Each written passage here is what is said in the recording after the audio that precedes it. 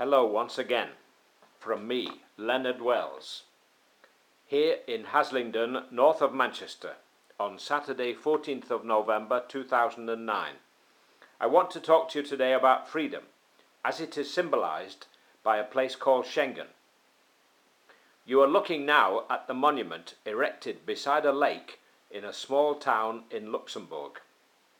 The town is Schengen, and there in 1985, on a boat on that lake, an agreement was signed called the Schengen Agreement.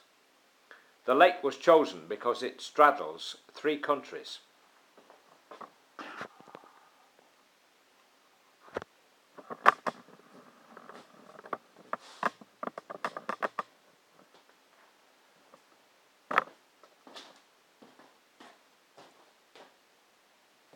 Basically, that Schengen Agreement stated that all those countries which signed up to it would one day remove all border restrictions between their neighbouring countries, who were also signatories.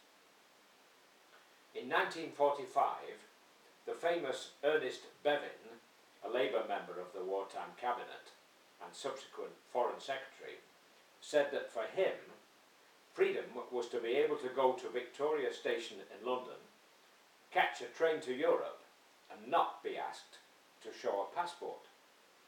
Today, 25 countries have signed that agreement, and in 2011 they will be joined by more. The only countries who have steadfastly and churlishly refused to sign are the UK and ERA. At the time, the government said it was afraid of letting in terrorists. At that time, the only problems we had in that field were from the Irish, in both ERA and Northern Ireland. And since there was no passport requirements between the UK and ERA and Northern Ireland, clearly this excuse was just poppycock, piffle and balderdash. Being an island that once ruled the world has tended to make us rather insular and a little cocky, if I may say so. Having ruled such a huge empire, we have quite a number of immigrants from all over the globe who are now British citizens and living here, and many are second and third generation Brits. The problem is that many of these immigrant groups insist on staying different by adopting completely different forms of dress, especially the burqa-clad women who can appear dauntingly unfriendly when you cannot see their faces.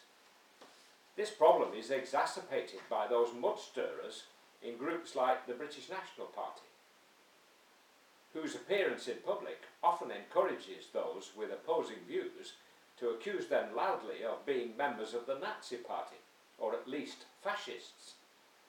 Democracy, however much we may not like it, is a system of government by the votes of the people.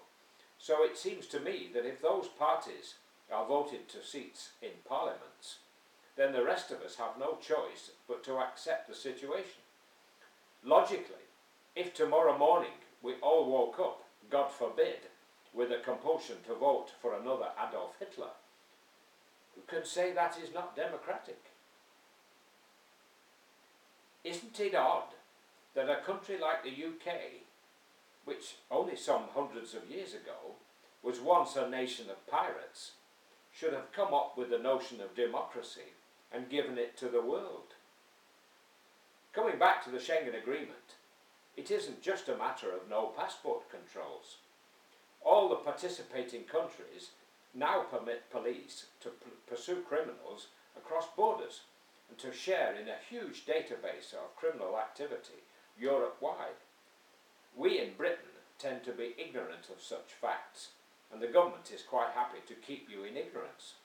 I heard from a lady with a university degree that if we signed up to Schengen, we would be inundated by rabid dogs.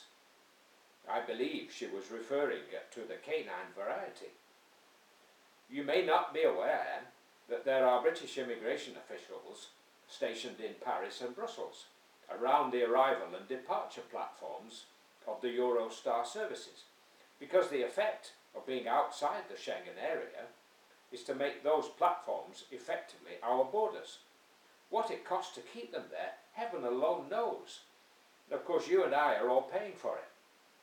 The same situation will arise if at any time in the future someone decides to run trains from St Pancras to Berlin or Madrid. That will be a wonderful day for rail travel, and let us hope by then that we will be fully participating members of the Schengen area. Don't forget that before 1914 there were no passport controls in Europe.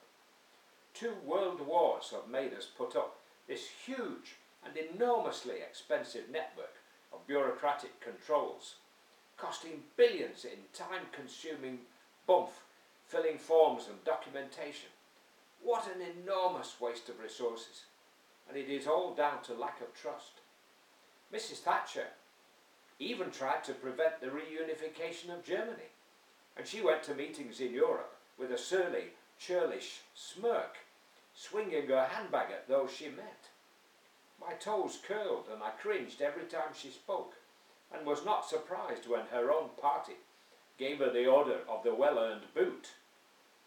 We are now into the 21st century, and for all time we pray God that after 2,000 years of butchery and slaughter in Europe, we have denounced war between ourselves for all time. It is time for Britain to appreciate that we are just a minute speck off the coast of Europe and play the game by the club rules. In an effort to start the ball rolling and persuade the British government to give the citizens of this country the same rights as are enjoyed by the citizens of the other 25 countries, I have put a petition on the Downing Street website. You can only sign up to it if you are a UK citizen resident here. If you agree with me that we should now join in fully with all our neighbours at the end of the tunnel, just 25 or so miles away, do go to the Downing Street website, and by use of the word Schengen, you can find and sign the petition. Thank you, and God bless you all.